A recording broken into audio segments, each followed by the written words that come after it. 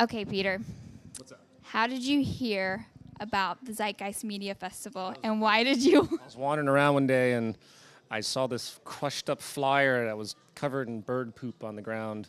And I picked it up and it said there was an event today. So I decided to come out. That was a great decision. Yes. Well, I always follow the bird poop. Okay. That's a terrible way to start this interview. We can edit that out, right? Just kidding. Okay, Let's keep going. so how would you describe your live performance art and how do you think it conveys a socially conscious message?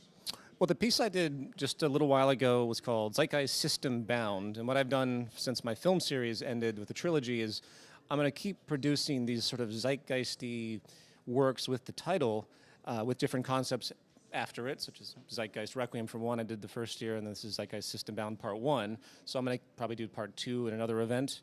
So that's the new phenomenon as far as the live performance.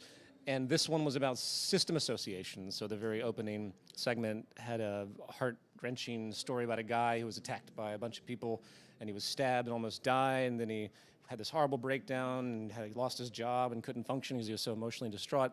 And then he realized at one point that he was starting to become very violent himself, and he was starting to have very violent thoughts. And then that's a system relationship, so the Ouroboros, I think they call it, of the snake eating itself.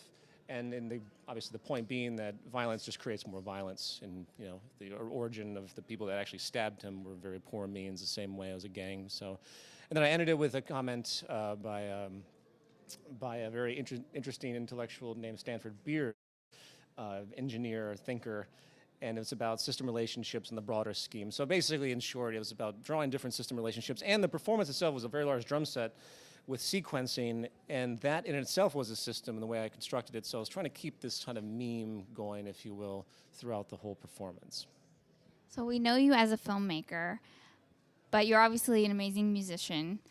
This system that you're creating, are we going to be hearing more music from you? Or are you going to venture down that avenue more so than you have in the past? I always keep that a part of what I'm doing since scoring of the films. I don't have much time to do it because of other things, projects and the movement, and these festivals take an enormous amount of work. Even to put a piece together was a very trying thing. I think I finished it last night about 3 a.m.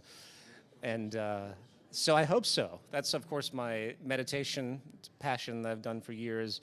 And it's very good for my mental health to keep that going, of course, for the expression, catharsis, and generate inspiration as well. So I hope so. It comes down to time. It's more of a luxury for me to pursue music at the stage than something that I can just do. So when are you performing next? I will not be performing again that I know of. I will be doing more movement stuff, filmmaking stuff. The next project is a big film series project.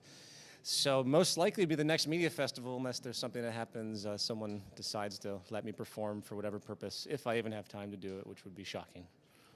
So again, it's a luxury thing that I get to do this at all, which is interesting. I never really perform anymore. This is a rare thing. Well, it was awesome. Well, I appreciate it. Thank you so much. You're welcome.